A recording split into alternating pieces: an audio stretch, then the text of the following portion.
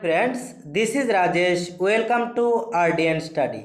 सो friends आज के আমরা সোশ্যাল স্টাডিজ অ্যান্ড পেডাগজি থেকে কিছু গুরুত্বপূর্ণ এমসিকিউ নিয়ে আলোচনা করব। তাহলে আজকের প্রথম প্রশ্ন,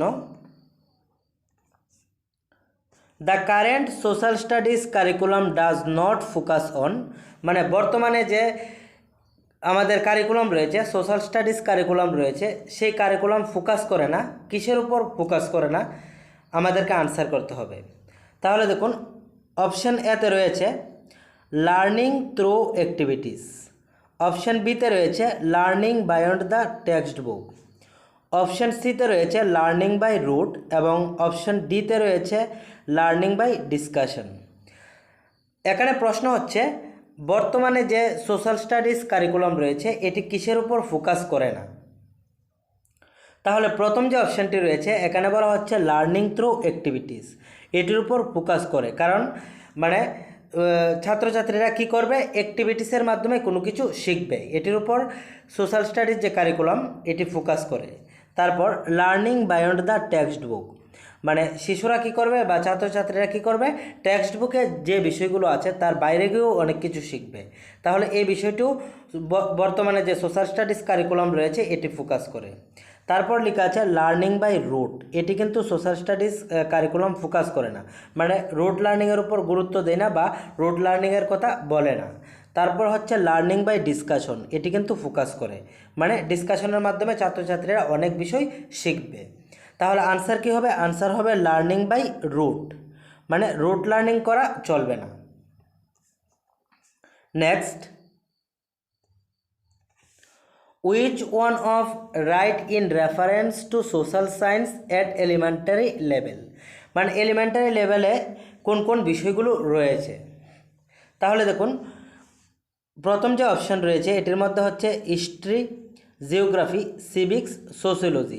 কিন্তু আমাদের হিস্ট্রি আছে, জিওগ্রাফি আছে, এখন বর্তমানে সিভিক্স নেই, এটিকে বলা হয় পলিটিক্যাল সায়েন্স বা পলিটিক্যাল লাইফ, আর সোশিওলজি নেই, তার জন্য এই অপশানটি হবে না। তারপর হিস্ট্রি, জিওগ্রাফি, ইকোনমিক্স এতটুকু পর্যন্ত ঠিক আছে, কিন্তু সোশিওলজি নেই। তারপর হচ্ছে হিস্ট্রি, জিওগ্রাফি, পলিটিক্যাল সায়েন্স বা পলিটিক্যাল লাইফ, ইকোনমিক্স, এটি হচ্ছে রাইট, মানে এই সাবজেক্টগুলো রয়েছে। তারপর হিস্ট্রি, জিওগ্রাফি, পলিটিক্যাল সায়েন্স, কিন্তু সোশিওলজি নেই, তার জন্য উত্তর হবে মানে 3 নম্বর যে অপশানটি রয়েছে এটি।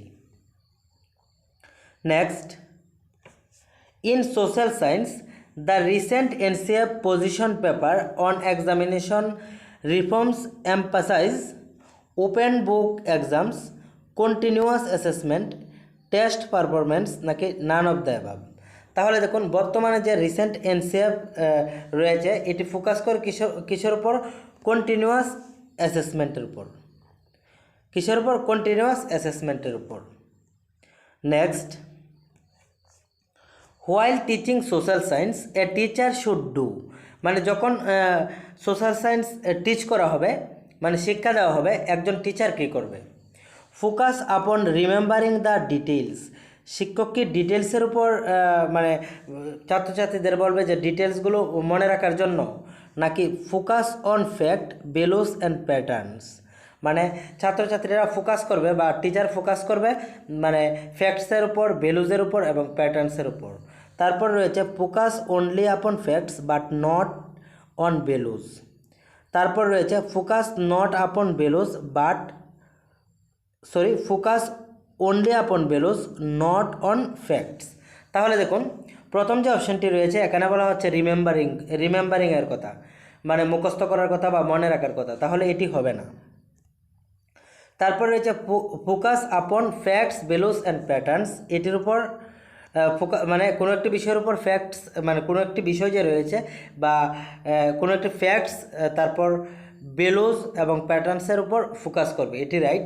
তারপর বলা হচ্ছে ফোকাস অনলি আপন ফ্যাক্টস, শুধুমাত্র ফ্যাক্টসের উপর ফোকাস করবে কিন্তু ভ্যালুজের উপর ফোকাস করবে না, তাহলে এটি হবে ভুল। ফোকাস অনলি আপন ভ্যালুজ নট অন ফ্যাক্টস, শুধুমাত্র ভ্যালুজের উপর করবে কিন্তু মানে ফ্যাক্টসের উপর ফোকাস করবে না, এটাও ভুল হবে। তার জন্য উত্তর হবে সেকেন্ড অপশন, ফোকাস আপন facts, values and patterns. Next, what kind of language, দেখুন এখানে বলা হচ্ছে what kind of language needs to be used in social science teaching, মানে কোন ধরনের ভাষা সোশ্যাল সায়েন্স টিচিংয়ের ক্ষেত্রে মানে করা উচিত। তাহলে দেখুন প্রথমে লেখা আছে রিপ্রেজেন্টেটিভ অফ ডমিন্যান্ট গ্রুপস। তাহলে রিপ্রেজেন্টেটিভ অফ ডমিন্যান্ট গ্রুপস কি, ধরুন যে গ্রুপসের সংখ্যা বেশি, যে ধরুন একটি ভাষায় বেশি সংখ্যক ছাত্রছাত্রীরা কথা বলে, তার উপর নির্ভর করে সোশ্যাল সায়েন্স ক্লাসের মধ্যে কথা বলা উচিত, নাকি ডিসক্রিমিনেটরি, নাকি ন্যাচারাল অ্যান্ড সেন্সিটিভ, নাকি ডিফিকাল্ট। ডিফিকাল্ট তো হবে না, অপশন বিও হবে না, উত্তর হবে ন্যাচারাল অ্যান্ড সেন্সিটিভ। মানে সোশ্যাল সায়েন্স বা সোশ্যাল স্টাডিজ ক্লাসরুমের মধ্যে টিচার কোন ধরনের ভাষা ইউজ করবে, ন্যাচারাল এবং সেন্সিটিভ, একদম সেন্সিটিভ হয় এবং ন্যাচারাল ভাষা, যে ভাষাটা সবাই বুঝতে পারে। Next, which of the following is are part of a classroom, মানে ক্লাসরুমের পার্ট কোনগুলি। দেখুন এখানে বলা আছে হেটারোজেনাস গ্রুপ অফ লার্নার্স, তারপর হচ্ছে ফিজিক্যালি ডিসেবলড লার্নার্স, তারপর হচ্ছে ব্ল্যাকবোর্ড, তারপর হচ্ছে অল অফ দ্য অ্যাবাভ। তাহলে দেখুন এখানে একটি হচ্ছে হোমোজেনাস আর একটি হচ্ছে হেটারোজেনাস।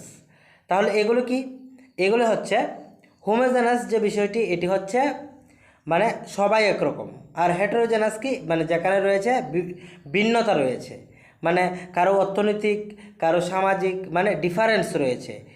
তাহলে এখানে বলা হচ্ছে কি which of the following is a part of classroom, ক্লাসরুমের পার্ট কি, হেটারোজেনাস গ্রুপ অফ লার্নার্স এটি হবে, ফিজিক্যালি ডিসেবলড লার্নার্স এটিও কি পার্ট, একটি ক্লাসরুমের পার্ট, তারপর হচ্ছে ব্ল্যাকবোর্ড এটিও ক্লাসরুমের পার্ট, তার জন্য উত্তর হবে all of the above. Next, which of the following is not a classroom process, মানে এখানে যে অপশানগুলো রয়েছে এই অপশানগুলোর মধ্যে কোনটি ক্লাসরুম প্রসেস নয়। তাহলে দেখুন প্রথমে রয়েছে থিঙ্কিং, তারপর ফিলিং, তারপর হচ্ছে এন্টারটেনমেন্ট, তারপর হচ্ছে অ্যাকশন অফ এ টিচার বা অ্যাকশন অফ টিচার। তাহলে ক্লাসরুমের পার্ট কি, থিঙ্কিং হচ্ছে ক্লাসরুমের পার্ট, ফিলিং এটাও ক্লাসরুমের পার্ট, তারপর মানে ক্লাসরুম প্রসেসের মধ্যে পড়ে আর কি, অ্যাকশন অফ টিচার এটিও ক্লাসরুম প্রসেসের মধ্যে পড়ে, কিন্তু এন্টারটেনমেন্ট এটি ক্লাসরুম প্রসেসের মধ্যে পড়ে না, তার জন্য আনসার হবে entertainment. Next, while teaching property which strategy would be most appropriate, যখন আমরা প্রপার্টি নিয়ে ক্লাস করব তখন কোন ধরনের স্ট্র্যাটেজি গ্রহণ করতে হবে। Encourage students in a debate and discussion, তারপর হচ্ছে ask students to read from the text book and explain the difficult words, তারপর হচ্ছে prepare notes and deliver a good lecture, none of the above. তাহলে প্রথমে লেখা আছে কি encourage students and debate and discussion, এটি উত্তর হবে। তার কারণ কি প্রপার্টি নিয়ে যখন ক্লাসের মধ্যে কথাবার্তা হবে তখন ডিবেট এবং ডিসকাশন করলে প্রপার্টির কারণ আমরা বুঝতে পারবো, কী কারণে প্রপার্টি হয়, প্রপার্টি কীভাবে দূর করা যায়, এগুলো আমরা বের করতে পারবো ক্লাসের মধ্যে, বা আমরা প্রপার্টি সম্পর্কে ভালোভাবে বুঝতে পারবো। তারপর কি বলা হচ্ছে ask students to read from the text বুক, মানে শিক্ষক হিসেবে স্টুডেন্টকে বলা হবে যে টেক্সট বুকটা পড়ার জন্য এবং এখানের যে ডিফিকাল্ট ওয়ার্ডগুলি রয়েছে এই ওয়ার্ডগুলো এক্সপ্লেন করার জন্য, এটি হবে না। তারপর prepare notes and deliver a good lecture, মানে নোট তৈরি করো তারপর লেকচার দাও, এটিও হবে না। আর নান অফ দ্য অ্যাবাভ এটিও হবে না, তার জন্য উত্তর হবে encourage students in debate and discussion. Next, activity based question make social science lesson joyful, debatable, lengthy, নাকি নান অফ দ্য অ্যাবাভ। মানে অ্যাক্টিভিটি বেসড কোশ্চেন করা হলে সোশ্যাল সায়েন্স ক্লাসের মধ্যে ক্লাসরুমটি কীরকম হয়, জয়ফুল হয়, হ্যাঁ, নাকি ডিবেটেবল হয়, লেন্দি হয়, নাকি নান অফ দ্য অ্যাবাভ। লেন্দি হবে না, ডিবেটেবল হবে না, জয়ফুল হবে। মানে অ্যাক্টিভিটি বেসড কোশ্চেন হলে কি হবে, ক্লাসরুম জয়ফুল হবে।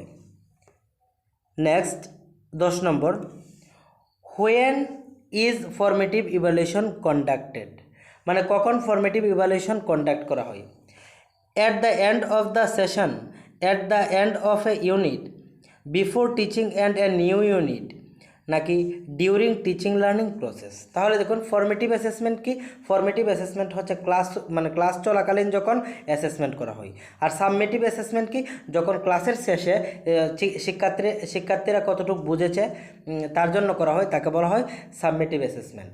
তাহলে দেখুন এখানে বলা হচ্ছে at the end of a lesson, একটা লেসন শেষ করার পর, তাহলে এটি সাবমেটিভ অ্যাসেসমেন্ট হবে, তার জন্য এটি উত্তর হবে না। At the end of A unit, মানে ইউনিটের শেষে, এটিও হবে না। Before teaching and a new unit, মানে টিচিং শুরু করবার আগে, কোনো একটি ইউনিট পড়ানোর আগেই মানে ফর্মেটিভ অ্যাসেসমেন্ট হবে, এটি তো কখনোই হবে না। ডিউরিং টিচিং লার্নিং প্রসেস, যখন ক্লাসরুম চলাকালীন যখন অ্যাসেসমেন্ট করা হবে, এটিকে বলা হবে ফর্মেটিভ অ্যাসেসমেন্ট বা ফর্মেটিভ ইভ্যালুয়েশন। তাহলে উত্তর হবে ডি, মানে লাস্ট যে অপশনটি রয়েছে, ডিউরিং টিচিং লার্নিং প্রসেস।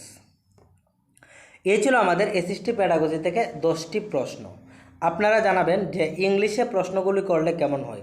তার কারণ হচ্ছে ইংলিশে মেটেরিয়ালসও বেশি থাকে, তাছাড়া আমি ইংলিশে পড়ে তারপর বাংলাতে বুঝিয়ে দিচ্ছি, মানে এরকম ক্লাস করলে আপনাদের জন্য কীরকম হয় আপনারা কমেন্টের মাধ্যমে জানাবেন। আর ক্লাসটি ভালো লাগলে লাইক, শেয়ার এবং সাবস্ক্রাইব করবেন। ধন্যবাদ।